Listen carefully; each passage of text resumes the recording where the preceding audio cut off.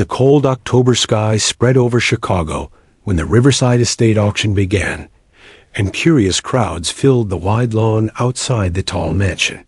Among the buyers searching through trunks, portraits, silverware, and forgotten furniture, an experienced antique dealer named Sophia Martinez moved with speed and sharp attention. Her eyes trained to separate valuable objects from ordinary clutter, she walked through hallways decorated with wood panels and heavy curtains. The property had belonged to the Williamson family for many decades, until the final heir, elderly Margaret Williamson, passed away without leaving children. Now strangers moved through each chamber where private memories once lived, and every item carried a price tag that turned generations of life into mere numbers. Inside, the library filled with dust and dark shelves. Sophia noticed an arrangement of framed portraits set carefully on a mahogany desk.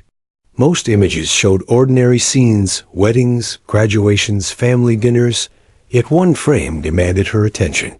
Its silver edges had turned dull with time, and the image inside looked different from the rest. The portrait appeared to be from the early 20th century, likely around 1920, judging from fashion and style. A man in a three-piece suit with polished shoes and slicked hair sat confidently beside a woman in a flapper dress. She held a baby wrapped in a long lace gown made for special ceremonies. The family posed in a comfortable parlor, smiling with warmth, and the entire composition looked perfect at first glance. Yet Sophia felt an unusual unease. The infant's eyes looked sharper than normal, as though the child carried awareness not expected in such a young face. It was not the calm innocence of a baby, but something close to fear, a strange intensity that made her breath slow. Despite the unsettling detail, she bought the photograph for $25 and carried it home. At her antique shop in Lincoln Park, she removed the frame to inspect the back. Her long years of experience had taught her that important clues often lived behind pictures' names, stamps, dates, handwriting. Indeed, the reverse side revealed an embossed mark, Henryk Kowalski Photography Studio, Chicago, Illinois, and the date October 15th, 1920. 3 names written by hand followed: Robert, Catherine, and baby Thomas Williamson. Sophia felt her pulse rise. She recognized the name Henryk Kowalski, a celebrated portrait photographer of Chicago's wealthy citizens during the 1920s. His work was considered valuable by collectors, but even more important, he had been known for precise record-keeping. If his archives still existed, they might reveal details about this family.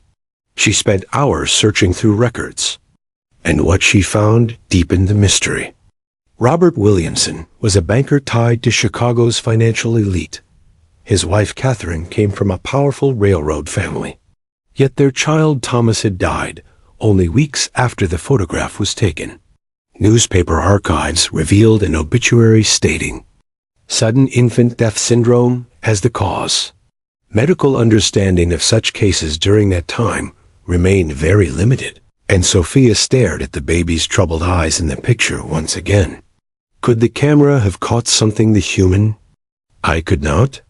Seeking help, she called Dr. Elizabeth Chun, a photography historian at Northwestern University. Sophia described the expression, the unusual detail that unsettled her. Dr. Chun quickly responded, requesting Sophia to bring the portrait the next morning. When Sophia entered Dr. Chun's office, she noticed shelves filled with antique cameras and walls covered with historic images. The historian placed the portrait under special lighting and studied it carefully. She explained how Henryk Kowalski had immigrated from Poland in 1910 and became famous for capturing what many believed to be the inner essence of his subjects. His portraits often revealed more than appearance. Dr. Chun adjusted magnifying tools and studied the infant's eyes.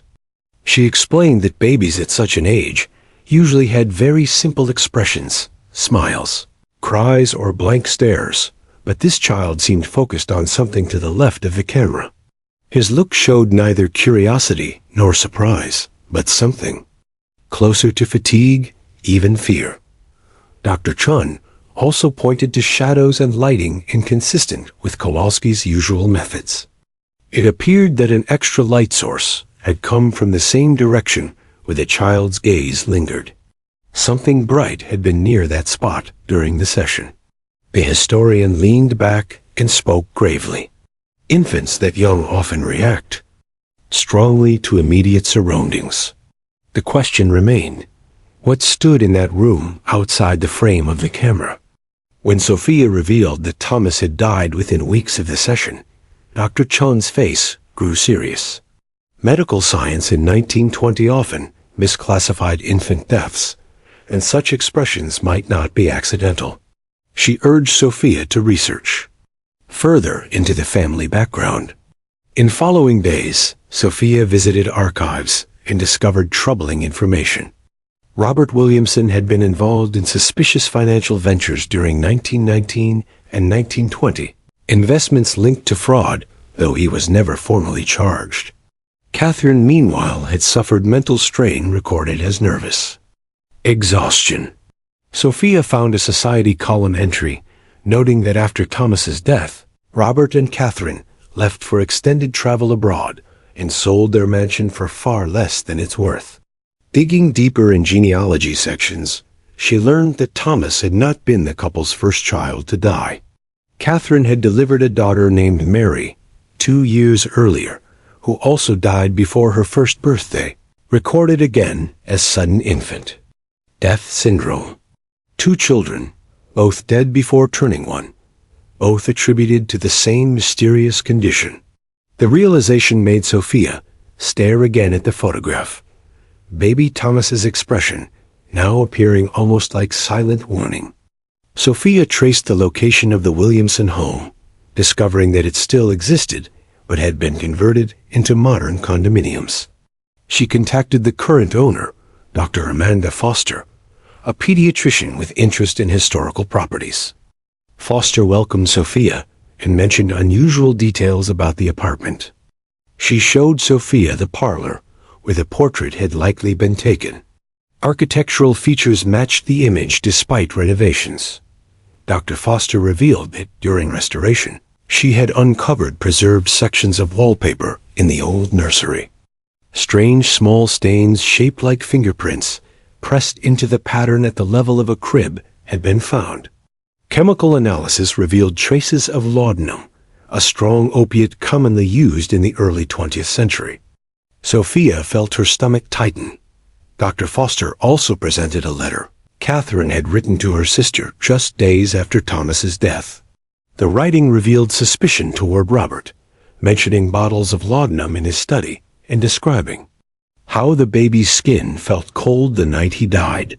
The words conveyed terror and helplessness, a mother unable to protect her children. Sophia's hands shook as she read.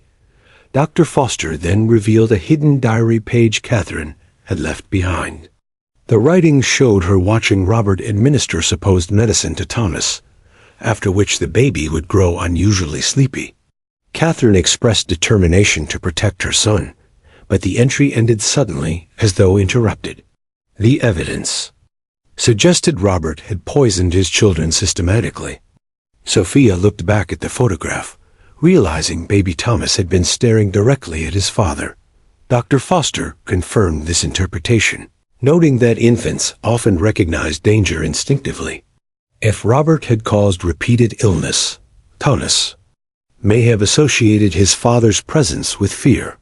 Sophia knew she needed further proof, so she searched for Henryk Kowalski's archival records. She located them at Columbia College. With guidance from archivist Dr. Marcus Webb, Sophia examined the ledger for October 15th, 1920. Notes described Catherine as nervous, Robert impatient, and the baby distressed whenever the father came close. Kowalski himself recorded that the infant showed unusual alertness and fear for his age.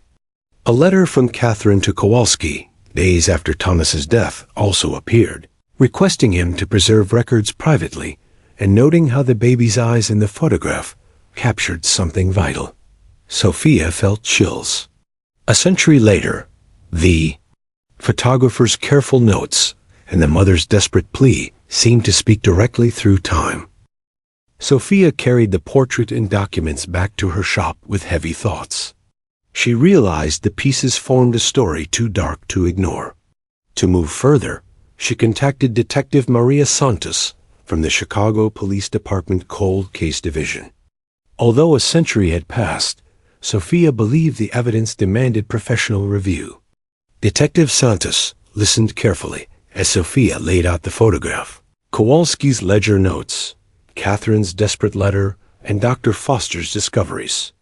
The detective studied each item with professional calm and looked into Sophia's eyes with quiet intensity.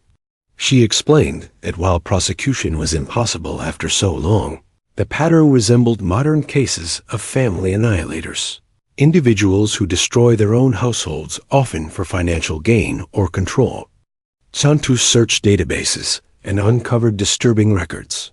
Robert Williamson remarried in 1925 to a widow named Helen Morrison, who had 2 young children.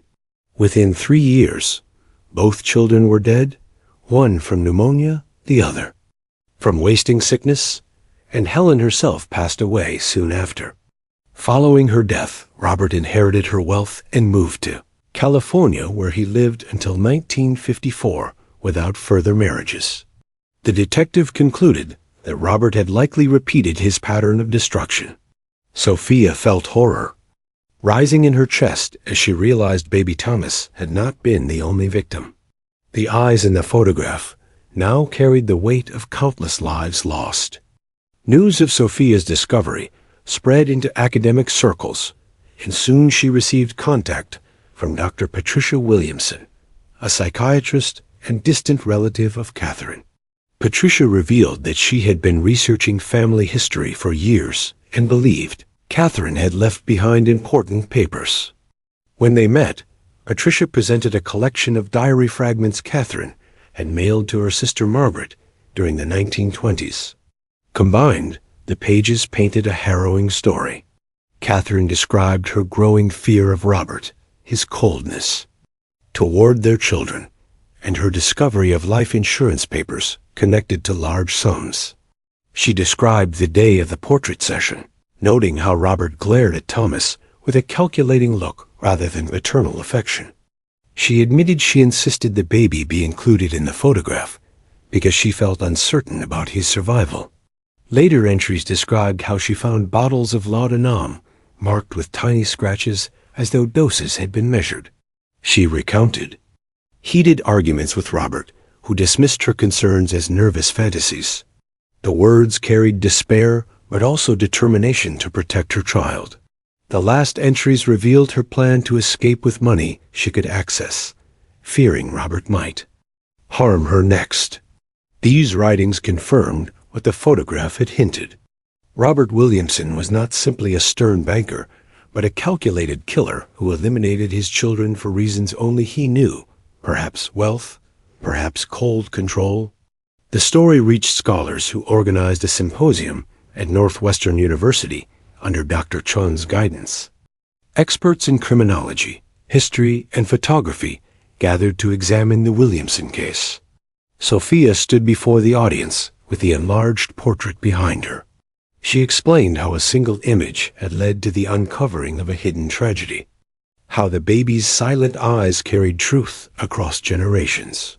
Scholars examined the diaries, letters, and archival notes, recognizing them as vital evidence of a historical crime. The portrait that once seemed like an ordinary family image now stood as testimony of silent suffering. Catherine's life after her escape also became clearer.